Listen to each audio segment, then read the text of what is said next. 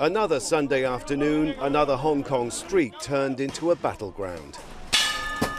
At the end of a week that's seen a marked escalation in the level of violence between protesters and police, students took over several college campuses. Polytechnic University is the last under their control, and they seem determined to hold on to it. Well, I think all of us were afraid because it will damage us, but we have to, of course, for the freedom. They say we're not behaving like students, but we are fighting for our better future. Violence began early Sunday when people turned up to clear surrounding streets of bricks and barricades, and students resisted. Police quickly arrived with water cannon and riot vehicles. And both of the water cannon are now working as they advance on the barricades. As they do so, the protesters seem to be falling back, but are still responding with rocks and more petrol bombs. The college campus is located next to an important Cross-Harbour Tunnel, which has been closed for days. It will likely remain closed until police can retake the campus. Also close by is a camp occupied by China's People's Liberation Army. PLA soldiers looking on closely. Police say they've been targeted with long-range projectiles fired from the campus buildings, with one officer hit in the leg with an arrow. They say the students now inside the campus face riot charges which carry a lengthy prison sentence. In spite of the warning, the students show no sign of giving up. Well, let's go to Rob. He is joining us live now, and an extraordinary day, Rob, even by the standards of these protests. What's happening there now? Absolutely, Elizabeth. Well, we're now into the evening, and this standoff is continuing with sporadic battles between protesters and police. There's no gas at the moment, but the air is thick with toxic smoke from a number of fires that are going around in the campus area.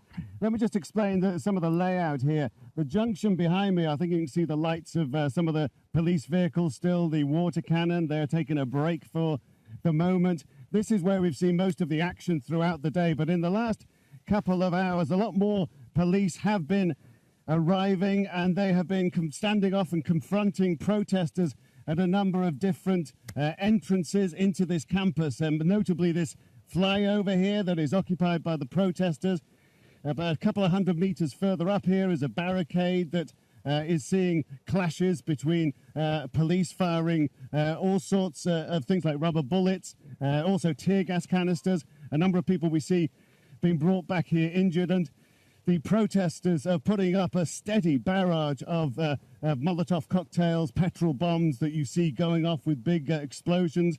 And then also we have police at beyond barricades like this one, with other protesters standing by with all sorts of fire bombs, expecting at some point that the police might come in. Now, it remains to be seen exactly what's going to happen as we go through the night here, but the protesters seem to have a general plan that as their numbers dwindle during the night, if police do move in, then they will move back into this campus that they occupy, which then presents all sorts of problems about what the police are going to do, if they're going to enter into there, and with, of course, the possibility that they might be firing off tear gas, or the protesters using petrol bombs even in the confined space of the campus building. Elizabeth?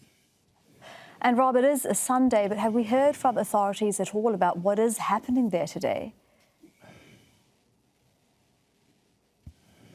Well, that's right. I mean, this is a Sunday, and we saw during last week this marked change, it seemed, in the tactics of the rioters, that they were targeting the working week, and everyone was expecting that during the weekend it might actually be quite quiet. And in fact, yesterday, Saturday, was relatively trouble-free, but these clashes have flared up, and we're seeing messages on social media from many different groups asking other protesters to go out and congregate and cause trouble at a number of other different places, mainly to stretch police resources, to move police away from here to protect this campus. The protesters, this, as we know, is the last campus that the protesters hold on to, and they seem determined that they will hold on to it. And then, of course, it remains to be seen what's going to happen as people return to work tomorrow, Monday, whether the protesters will, as they did throughout last week, try to target railway connections, businesses, etc., and really affect the economic activity of Hong Kong, which has had a devastating effect on the economy here, and as I think really rattled the authorities. Elizabeth?